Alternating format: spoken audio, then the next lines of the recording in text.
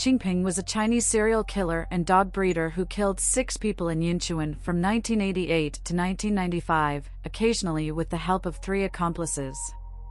He is best remembered for the fact that he fed some of his victims' remains to his dogs, one of which was featured in the 1993 film An Old Man and His Dog. Cheng Peng was born in 1962. He grew up in a relatively privileged background and was well cared for by both of his parents. However, Cheng himself proved to be a problematic child, as he was expelled from junior high school for beating a teacher who had scolded him for bullying other children. In his late teens, and through his father's contacts, he was given a job at the Yinchuan Forestry Institute, where he proved to be unpopular among his colleagues due to his rude demeanor and overspending. Due to his dissatisfaction with his salary, Cheng would eventually start stealing various items from his workplace. In 1982, Cheng was arrested for stealing a TV and sentenced to 2 years imprisonment. After his release in 1988, he was allowed to return to work, but due to his parents' demands, he was forced to marry a college student who was a year older than him in May of that year. This was done ostensibly so his new wife could possibly change his behavior, but due to the nature of her work, she was rarely at home, allowing Cheng to do whatever he wanted most of the time. In mid-August, Cheng went on a 3-day trip to Lanzhou, and while riding the train back home, he noticed 24-year-old Ms. Hu, a native of Shizuoxin who was visiting some relatives in Yinchuan. He engaged her in conversation. After arriving at their destination, he gave her his phone number and left. Eventually, the pair started dating, with Cheng taking advantage of the fact that his wife was away from home most of the time. However, as their relationship deepened, he began to plan her demise. One day, after spending the night with Hu at his house, Cheng began to worry that his wife might return home soon and thus urged his mistress to leave. She was still sleepy and overall unconcerned about the problem, preferring to do her makeup instead, with Cheng's complaints just angering her. At some point, Cheng noticed a pipe wrench placed behind the door, and while Hu was not looking, he picked it up and hit her on the head, killing her instantly. In order to get rid of the body, he removed the clothes and then placed the body in the bathtub, where he dismembered it with a machete and then buried the remains in the backyard and burned the clothes. Following Hu's murder, Cheng developed an interest in dog breeding, buying a large fence around his and later his neighbors' yards, which served as an impromptu dog farm where he kept between 20 and 30 different wolf dogs.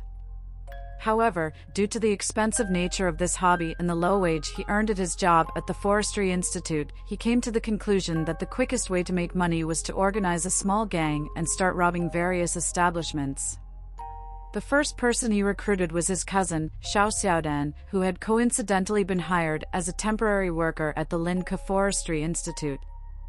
When approached with the offer, he immediately accepted, and the 2 men now planned on how to acquire firearms. Eventually, Cheng learned that on October 18, 1990, a subsidiary of the institute had bought a batch of products he believed to be weaponry, so he and Xiao snuck inside one of the warehouses and searched through a few of the boxes before locating one that stored several shotguns. They took 8 of the shotguns and brought them back to Cheng's house, where they sawed off the barrels and stocks of 2 of the weapons to make them easier to carry, while the remaining 6 were hidden on the roof of a shed. In order to practice his aim, Cheng would shoot at chickens and ducks in the courtyard, whose corpses he would later use as food for his dogs.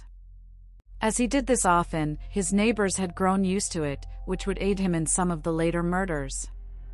For the next few months, Cheng and Xiao stole small items around the institute, mostly consisting of food, furniture, plants, and occasionally money, all of which amounted to around 10,000 yuan. Eventually, Cheng started searching for more accomplices. In December 1990, he found a potential candidate in his younger friend, Yu Dawei, an employee of the Yinchuan Great Wall Trading Company who complains that his manager, Mr. Li, was withholding a big payment of money. Utilizing this, he promised Dawei that he would help him and would collect the debt from Mr. Li. After Dawei left, Cheng started planning a way for him and his accomplices to acquire a car. On December 22, 1990, Cheng and Xiao took their shotguns and went to the train station, where they planned to select a driver who would drive them to Mr. Li's offices, then kill the driver and steal his vehicle. In the end, they found their target in a man named Yang, who drove a white minivan.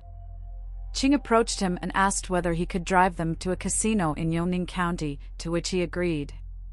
Yan then drove them to a kiln farm, where Cheng asked him to stop to go to the toilet, but Yan said it would be better to stop at a public toilet further along the road.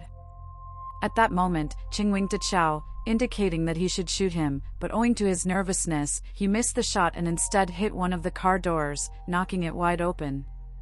To their benefit, Yan thought that the noise came from a flat tire and stopped to check it, finding a small bullet hole in the door instead. At that moment, Cheng shouted that somebody was shooting at them, making the frightened man jump back into the car and drive away at full speed. Eventually, at Cheng's request, Yan drove them back to the former's house, where he was invited to have some tea.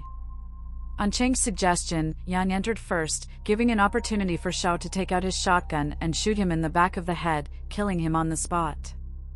They then dragged the body to one of the room's corners, wrapped it up in a canvas, and drove to Douei's house to pick him up, but as he was not home at the time, they drove back to Cheng's house. Once they returned, the two men took off their victim's clothes and then dismembered his body with machetes, some parts of which Cheng fed to his dogs.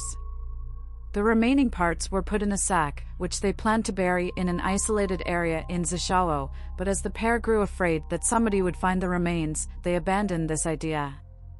Instead, Cheng and Xiao dug a hole in the backyard and buried the remains there, leaving only the clothes and Yang's head, which Cheng disposed of in the institute's boiler room. And since the minivan had been damaged, the pair decided it would be best to get rid of it, with both of them driving to a parking lot in Yinchuan, where they abandoned it and left. For about half a month after the murder, Cheng and Xiao laid low to avoid any possible inquiries from the police. On January 8, 1991, Douei visited Cheng to ask him if he was ready with the payments, to which, after treating his guest to dinner, he said that they would go to Mr. Li and ask for the money. After finishing their meals, Cheng called Xiao, and the three traveled to the Nanmen bus station. There, the trio entered the beige FSO Polonus taxi of a man named Zhang, who immediately started driving them to the Yinchuan nursery farm. After approaching the area and confirming that there was nobody around, Cheng asked him to pull over. Unbeknownst to Zhang, Xiao had been aiming at his head, but the sudden brake made him lose balance and miss his shot, punching a hole through the car's windshield. This frightened Zhang, who quickly got out of the car and started running away, shouting that they were attempting to kill him. Panicked that they were going to get caught, the trio got out of the car and started chasing him, with Cheng firing several shots in Zhang's direction, making him slow down and allowing his pursuers to catch up with him. Zhang then knelt and begged for them to spare him, only for Cheng to sneer at him and hand over his gun to Douei, instructing him to kill the man so they would not leave any witnesses. Douei instead handed the gun back to him, with Cheng then shooting Zhang in the head. Afterward, he took out a knife and said to Douei that he needed to help dismember the body, which he refused, claiming he could not stomach it. Instead, the trio stuffed the corpse into the trunk of the taxi and then set course for Mr. Li's trading company. On the way, Douei, realizing that Cheng would likely kill Mr. Li if they found him, said to his accomplices that it was way too early and he might not be there. Because of this, Cheng and Xiao drove back to the former's house, where they let him off with the warning not to tell anyone about what had happened. Cheng and Xiao then drove to Zishao and buried Zhang's body in the sand, but on the way back, Cheng thought it would be better to just feed the remains to his dogs. And so, they turned around and returned to the burial site, where they unearthed the corpse and took it to Cheng's house, where they threw some of the remains to the dogs, while the rest were buried in the backyard. Since the corpses were beginning to pile up, Cheng put a layer of concrete over the locations where he buried the remains. After disposing of the remains, Xiao asked Cheng what they should do with the car, to which the latter replied that it would be better to get rid of it since it was damaged. The pair subsequently drove the taxi to the Dongfeng bathhouse, where they abandoned it at the parking lot and left. As time passed, Douei started gradually distancing himself from Cheng until he eventually broke off contact with him altogether. This did not concern Cheng, however, as he believed Douei would be too intimidated to inform the police of their actions and let him off without any issues. Then, sometime circa the winter of 1991, Cheng was dancing at the Tongfuja ballroom when he noticed a young woman, who was also dancing. Her name was Ms. Liu, a cotton factory worker in her early 20s. Cheng approached her, and they agreed to meet up the next evening at the ballroom. On the following night, the pair met up again and spent the night together. After this, Cheng took her out for dinner before proposing that they go to his house, to which Liu agreed. For an indeterminate amount of time later, the pair began an affair. Liu then revealed that her family was actually helping her find a partner whom she could marry, but as they had no money, she searched for somebody who appeared rich so he could pay some of the wedding costs, amounting to about 3,000 yuan. Cheng asked for 10 days to gather the money. Liu accepted his proposal. When the agreed day came, Cheng invited Liu to his house. After spending the night together, they got up in the early morning, and while she was putting her makeup on the table, Cheng grabbed one of his shotguns and shot her in the head. He then stripped Liu of her clothing, tied a rope around her neck, and dragged her body to the neighbor's yard, where he left it to be devoured by his dogs. After checking on it 3 days later, he found nothing except the head, some leftover bones, and the rope. Shortly afterward, Cheng threw the head into the boiler room, buried the bones in the backyard, and burned the clothes.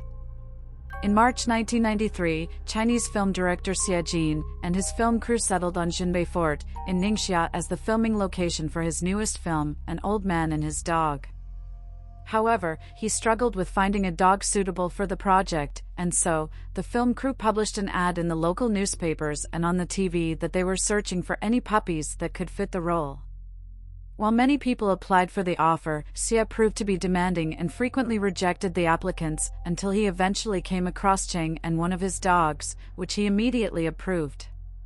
On his instructions, Cheng was allowed to stay on set and help his dog perform in some of the scenes, with the payoff that he was cast as a body double for the main actor, Tian Xie, being filmed in some of the scenes in which the protagonist rides on horseback. After the film's release, it proved to be a commercial success in China and won several awards, leading to further interest being drawn to Cheng as a dog breeder. As a result, many customers came to his farm to either observe or buy some of his dogs. One of these people was a woman named Mrs. Yu, a married woman who was 7 years older than Cheng and had been part of the film crew for An Old Man and His Dog. The two soon started an affair. At some point, Cheng gave her a spare key and told her she could visit him any time she wanted, so long as his wife was not at home. In April 1994, Yu called Cheng to ask if she could visit him the next day. As they had not seen each other for a long time, since Yu's father had died and she had to return to attend his funeral in her native Hebei, Cheng accepted her offer. On the next day, the pair met up, dined at a high-end restaurant, and then went to a karaoke hall, before eventually returning to Cheng's house. After having sex, Yu suddenly revealed to him that she was pregnant and the child was likely his.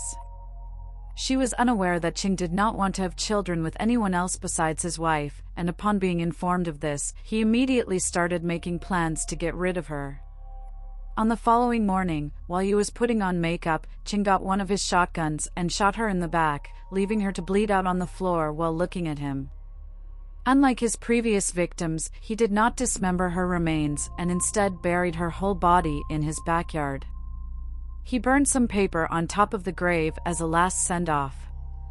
Approximately a month after Yu's murder, Cheng was unexpectedly visited by a man wearing glasses and riding a bicycle. While he was initially confused about who the man was, he introduced himself as an old classmate from junior high school, Ma Wei. According to Ma, he had heard from friends that Cheng was in the dog breeding business, and since he had recently bought 10 Tibetan Mastiffs, which he did not really know how to train, he came to him for advice. Cheng agreed, and after Ma left, he realized that this specific breed of dog was sold for a lot of money. He called Xiao and informed him of the new money opportunity, with the latter agreeing to help him out. On the next day, Xiao visited Cheng and the pair began waiting for their target, but when Ma arrived, they were shocked to realize that he was a police officer. While both men contemplated luring him into the house and killing him right there, Cheng indicated that it was a bad idea and let Ma live. After this incident, he helped several additional people in the dog breeding business. This caught the attention of two former classmates, Zhang Ming and Mr. Wang, who were the manager and deputy manager of a trading company situated in Yinchuan. At first, Zhang approached him under the pretense of helping him raise some dogs, but later on, he led Cheng into a business opportunity relating to buying cashmere wool for 1.5 million yuan. Cheng agreed, but Zhang asked to be given some time to gather the money, to which Cheng agreed. Another person who approached Cheng because of his business was another old classmate, Li Sanwei, an employee at the local nitrogen fertilizer factory. The two eventually became close friends, and after listening to Li complain about his low wage for some time, Cheng asked him if he was willing to be recruited for a quick money-making scheme. Li then said that, as long as it would make money, he was willing to do anything, and immediately agreed. Zhang soon informed Cheng that he had managed to gather the 1.5 million yuan and that the money was at his house.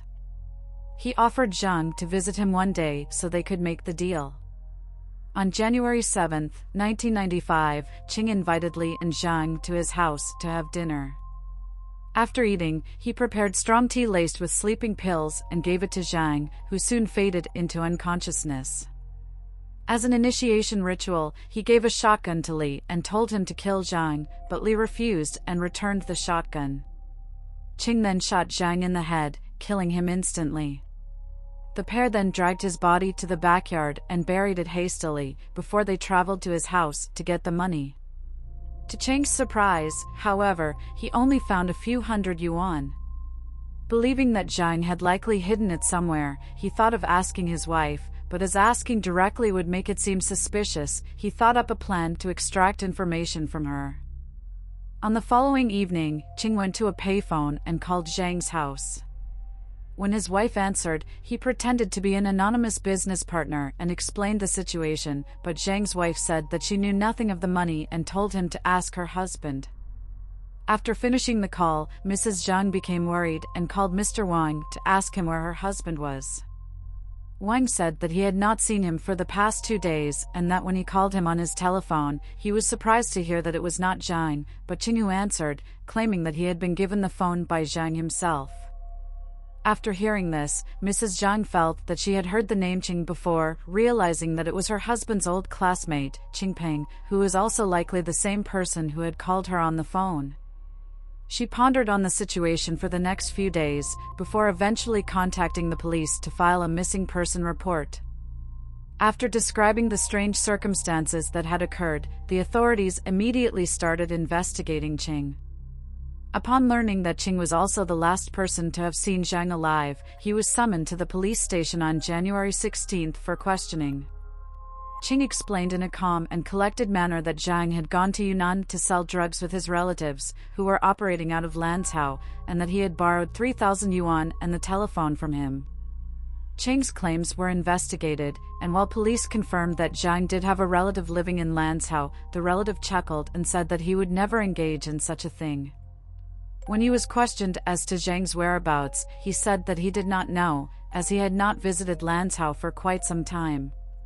While they had caught him in a lie, authorities did not have enough evidence to charge Cheng with anything at this time, which was further complicated when he suddenly became uncooperative and went on a hunger strike. 2 days later, police officers took Cheng back to his house to check for clues. Since he was not considered a suspect at this time, he was not handcuffed and was allowed to roam freely under supervision. When they arrived at the house, he informed them that he had to go and lock up his dogs, which the officers permitted. Upon entering the yard, Cheng jumped on top of the kennel and onto the roof, before jumping down and fleeing the area. This act was seen by the officers, but as they were unfamiliar with the property's layout and were blocked off by the dogs, they were unable to catch him. Nonetheless, authorities continued to investigate the house, finding numerous incriminating items inside. Among them was a large number of shotguns which, upon checking the serial numbers, were found to be the shipment of weapons that had disappeared from the Forestry Institute 5 years ago. Upon closer inspection, they also found bloodstains on the roof, door, and on a lampshade, which were immediately sent back for identification. The subsequent results showed that it was human blood, and shortly after, an excavation team was sent to the house to dig up the backyard.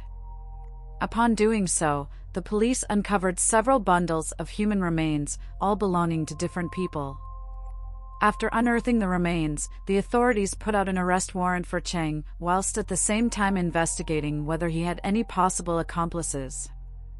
Soon after, people close to Cheng informed officers he was almost inseparable from his cousin, Xiao Xiaodan, who by that time had fled to Shenzhen, where he hid with some relatives. With cooperation from local police, Xiao was quickly arrested and extradited to Ningxia on January 29. Under police interrogation, Xiao quickly confessed involvement in the murders of 2 taxi drivers and the stealing of the guns, additionally implicating Yu Doi, who was subsequently arrested days later. In the meantime, Cheng traveled westward along the Yinggu Highway, attempting to avoid any police roadblocks in his way. He eventually came across a school for students with disabilities, which was currently completely empty due to the winter vacation. For the following 10 days, he hid in a heating ditch inside the school, surviving by eating food from the canteen and drinking tap water. Afterward, using some of the money he kept on his person, he bought an old hat and cotton-padded jacket from a farmer and continued walking along the Yinggu Highway, where he saw a wanted poster on a telephone pole that displayed his face. He then flagged down a passing farmer riding a bicycle, claiming that he was from Lanzhou and had just been cheated out of a large sum of money, but was unable to return home due to his weak legs. The farmer gave him a ride to the nearest bus station, where he got on a bus bound for Otug Front Banner in Inner Mongolia. Cheng eventually found himself in Ochuok Tianchi, where he checked into a local motel under the name Bai Baoshan, which was coincidentally the name of an unrelated serial killer who would be arrested a year later. No known connection has been established between the 2 men, and this is thought to be a coincidence. Cheng soon moved to Uxin Banner, where he eventually found a small restaurant operated by Mr. Su and his son. He repeated the previous lie he had told to the farmer, with Mr. Su allowing him to stay the night, instructing him that he had to leave the day after, as he wanted to visit his family for the Chinese New Year. After wandering the bus station, Cheng eventually befriended the watchman, Lao Jingtu. After hearing his made-up story, Lao introduced Cheng to a local witch doctor, who took him in as an apprentice for the next 2 months. In addition to assisting the witch doctor, he also worked in the local coal mine and did odd jobs. On March 10th, he burgled the local police station in search of a weapon, but only found a pistol magazine and several ID cards. After finding a picture that looked similar to him, he burned the remaining ID cards and fled. On the 19th and the 20th of March, he broke into 2 government offices, but again found only a few bullets and magazines. Eventually, an oilfield excavation team from Ningxia came to Ochuokianki to do some excavation work, and fearing that they would recognize him, Cheng fled Inner Mongolia for Jingbian County in Shaanxi, on the pretense that he wanted to drink water and eat food from his hometown. After spending 2 days in Jingbian County, Cheng returned to Yinchuan by car. Since he could not go back to his house, he thought of returning to the school but abandoned the idea after finding that the heating ditch had been turned off. After staying for another 2 days, he drove to Pingliang, where he checked into a hotel using one of the stolen identities and stayed there for another 10 days. Eventually, he decided to travel to the Weiyang district in Xi'an, where he attempted to find his nephew, who had recently opened a sand manufacturing factory. After eventually finding his way to his nephew's factory, Cheng went to the offices and introduced himself to the man present there. The man turned out to be a distant relative whom he did not know personally, and who informed him that the nephew was currently away on business and he should wait for him to come back. While Cheng was treated to a cup of tea and some cigarettes, the relative suddenly realized that the man he had seen on the wanted poster a few days ago was actually Cheng. After contemplating whether he should turn him in or not, he told his security guard to inform the police while he kept Cheng distracted. When members of the local police station were informed of the situation, 6 officers were dispatched immediately to the factory to arrest the fugitive. Upon arriving, they dressed up in plain clothes, pretended to be customers, and entered the offices. When they saw that Cheng was not paying attention, two of the officers pushed him to the ground and immediately arrested him. At the subsequent trial, Cheng, Xiao, and Dawei were all charged with first-degree murder. During the proceedings, Cheng confessed to his crimes and bragged that they would never find all the body parts since he had fed them to his dogs. Before a verdict could be reached, several interviews were conducted with him, during which Cheng expressed no remorse for his crimes and said that his victims, especially the women, deserved to be killed for interfering with his family matters. When asked by a reporter if he was terrified of the remains buried in his backyard, he replied, "I don't believe in ghosts and gods." On September 27, 1995, both Cheng and Xiao were sentenced to death, while Dawei was given a suspended death sentence, with all three defendants being deprived of their political rights for life.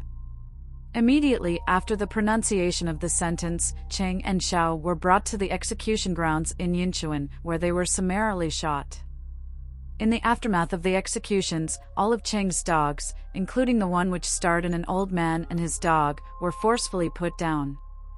Due to the notoriety surrounding the film, it was banned for more than 2 decades before the ban was rescinded sometime during the 2010s. If you found this video intriguing, don't forget to like, share, and subscribe for more captivating content.